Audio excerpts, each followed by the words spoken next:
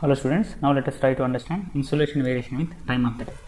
Okay, so insolation and spectral irradiations will not change with respect to time.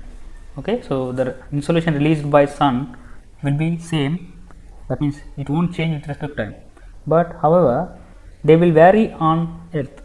That means for a person on earth, this insolation and irradiation changes from dawn to dusk, that is from morning to evening. The solar radiation falling on earth will be different. Okay, so at night it will be 0. So time of the day is an important parameter to consider while making PV panel. Okay, so here we are going to see insolation variation with time of the day. Okay, so let us proceed. So here you can see a graph between, this is insolation value actually, so this is L kilowatt per meter square, and on x-axis you are finding wavelength. Okay, and this blue curve is spectral irradiance, spectral radiance. Okay, and here this green color line is, this line is insolation value. Okay, so insolation is different, spectral irradiation is different, and solar irradiance is also different. So three are different parameters. Okay, so spectral irradiance has a unit of kilowatt per meter square per nanometer, whereas solar irradiance has unit of kilowatt per meter square per day. Okay, so this is solar irradiance is different, spectral irradiance is different, and insolation is different, whose units are kilowatt per meter square. So you already know this. Okay, so here this green color line is indicating insolation released by sun. Okay, so according to time it will change on earth. That means, so the solar radiation falling on earth will be different for different time period on earth. Okay, so to understand that, we are going to take the time parameter also into this graph. So that is possible using mesh 3D analysis. Okay, so here, so this is when we consider time into this graph. Okay, here y-axis is insolation, x-axis is wavelength, and here we have a time. So this is at a time at the early morning, I can say at 6 a.m.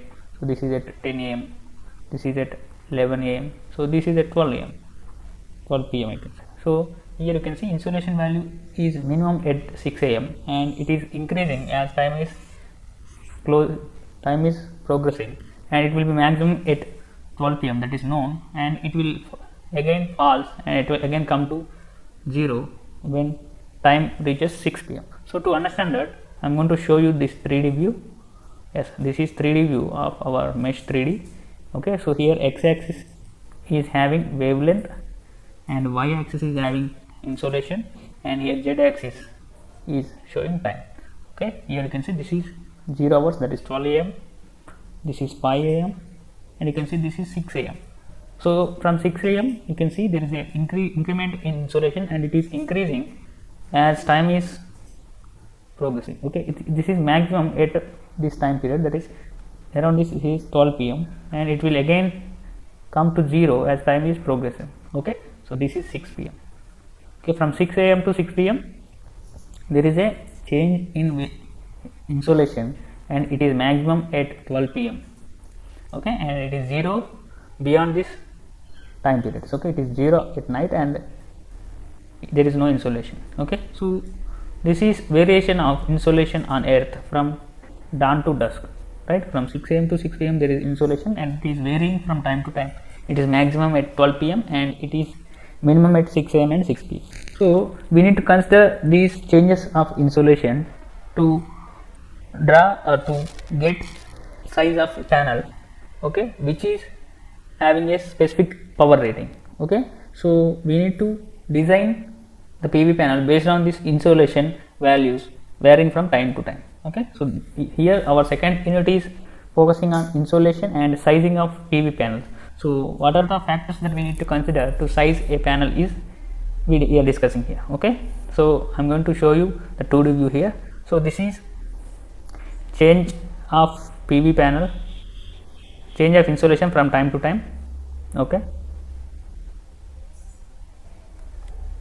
So here this is y-axis is indicating insolation, here this is incident insolation, okay, that is given by kilowatt per meter square, and here x-axis is time in hours, okay. And you can see from 6 a.m. to 6 p.m.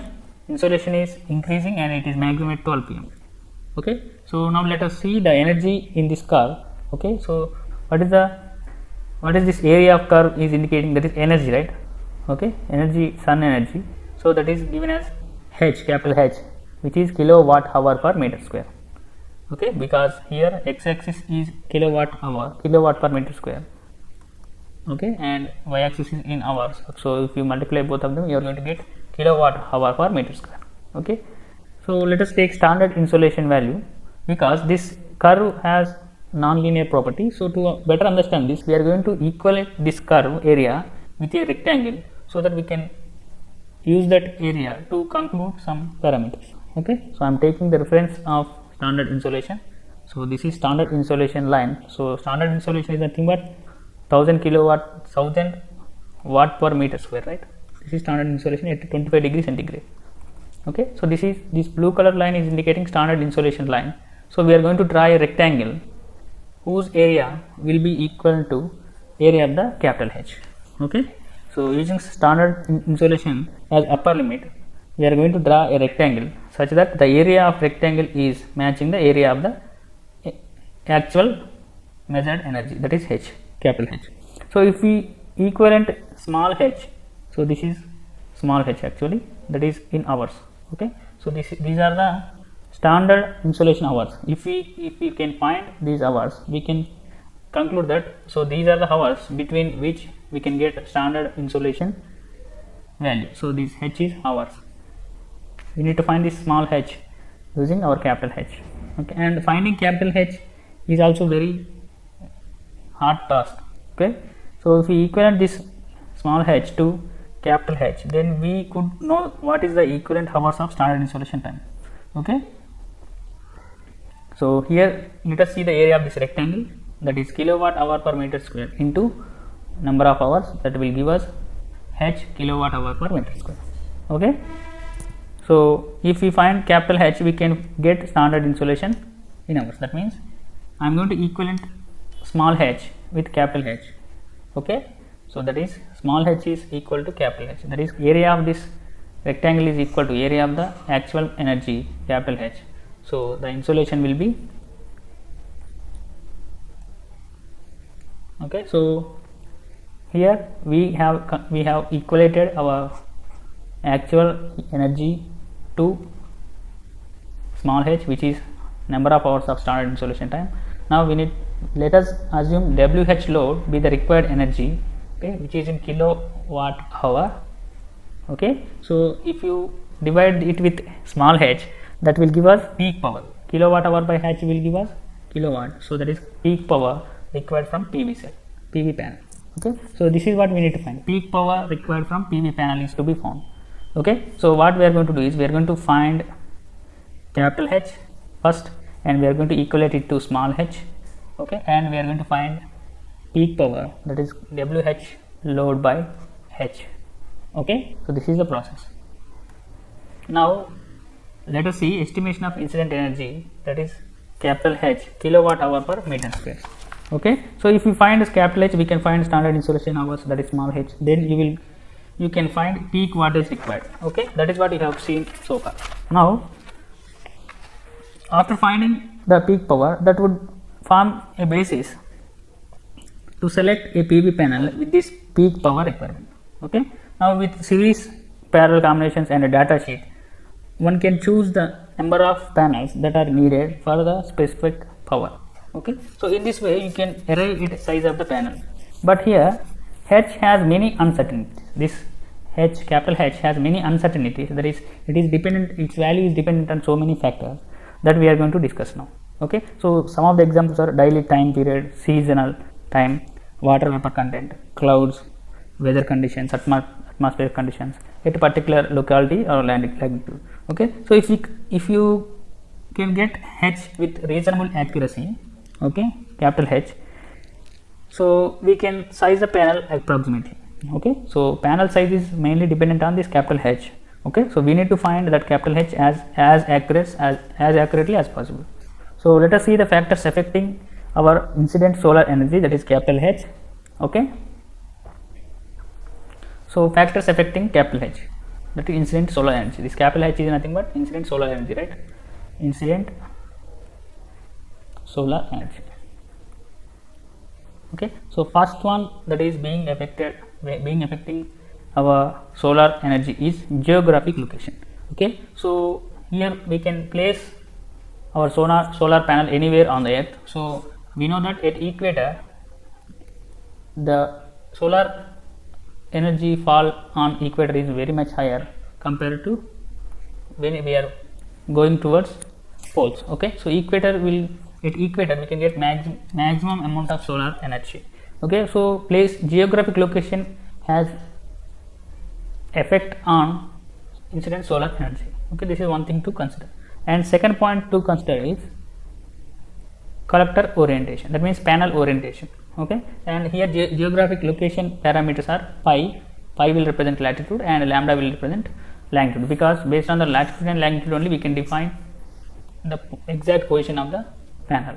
Okay, so pi will give us latitude and lambda will give us longitude. Okay, and the second point that is affecting our H value is collector orientation, that is panel orientation.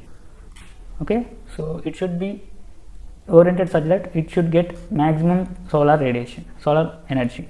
Okay, so the parameter for collector orientation is beta, that is called collector tilt angle. Okay, third parameter that is affecting our incident energy is time of the day. So this is one crucial parameter. Okay, so that is given as omega, which is called hour angle. Okay, and fourth one is time of the year.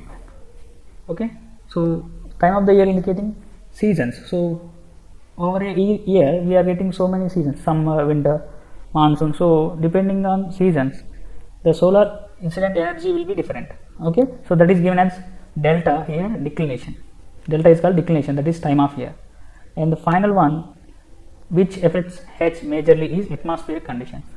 Okay, so based on the atmospheric conditions our incident energy will be different. Okay, that is given as KT, that is called clearance index. The more is KT, the more will be the incident energy. So the clear is the sky, the clear will be the sun energy falling on panel, so that will increase capacity of the panel. Okay, so atmospheric conditions are like clouds, water, vapor, gases, etc.